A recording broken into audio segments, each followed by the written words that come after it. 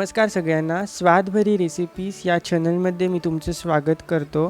तर आज आपण बनवणार आहोत उकडीचे मोदक, जे आपण आज रव्यापासून बनवणार आहोत। अशा प्रकारे आपण आज रव्याचे उकडीचे मोदक बनवणार आहोत। तर पाहूया उकडीचे मोदक बनवण्यासाठी लागणारं साहित्य।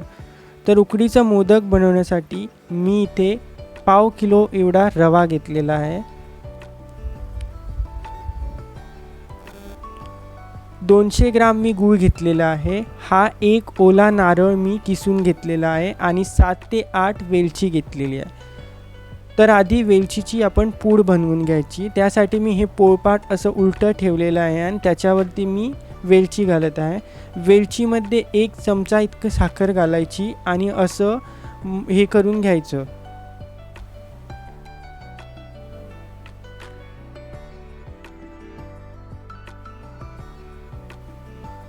ही पहा वेलचीची पूड आता झालेली आहे।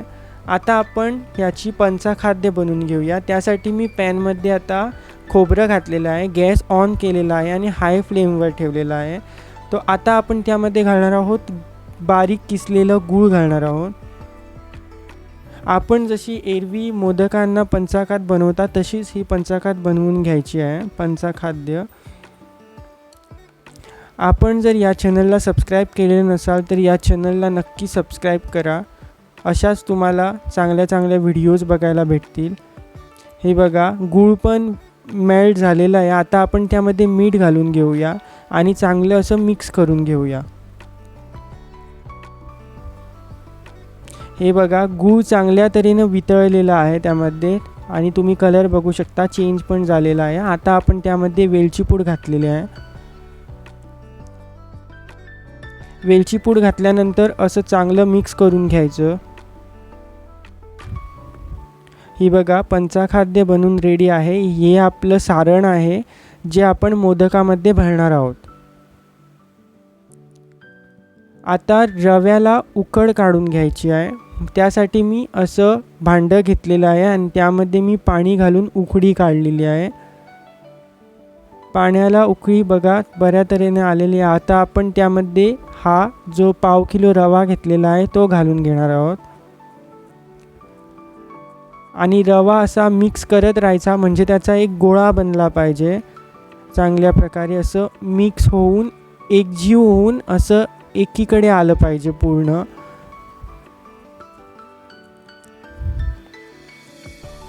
हा बघा असा चांगल्या प्रमाणे असा गोळा बनवून घ्यायचा आहे। आता मी हे भांड्यामध्ये काढून घेतलेलं आहे असं चांगलं। आता आपण त्याला मळून घ्यायचं आहे। मळण्यासाठी हाताला चांगलं तेल लावायचं आणि हे पीठ गरम असतानाच मळून घ्यायचं, कारण नंतर थंड झाल्यावरती ते असं एक होऊन नाही येत। त्यासाठी असं चांगलं म्हणजे आपण चपातीचं पीठ कसं मळतात तसंच आपल्याला मळून घ्यायचं आहे। आणि जर तुम्ही या चॅनलला सबस्क्राईब केलेलं नसाल तर नक्की या चॅनलला सबस्क्राईब करा। हे बघा मी असं पीठ असं मळून घेतलेलं आहे। आता जे इडलीचं भांडं असतं, इडली आम्ही टाकतात त्याला चांगलं ग्रीस करून घ्यायचं आणि या मोदकांच्या साच्यांना पण ग्रीस करून घ्यायचं तेलाने। अशा म्हणजे तेल लावल्याने तो जे आपण पीठ घालणार आहोत रव्याचे ते त्याला चिकटणार नाही। आता मी हा एक साचा घेतलेला आहे आणि साच्यामध्ये जो आपण रव्याचा पीठ बनवलेलं रव्याचं ते आपण त्यामध्ये घालणार आहोत। अशा प्रकारे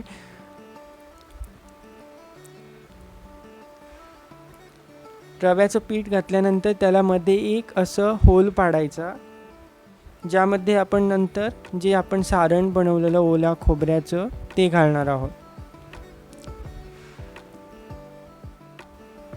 हे बघा आता थोडं असं सारण घालून घ्यायचं आहे।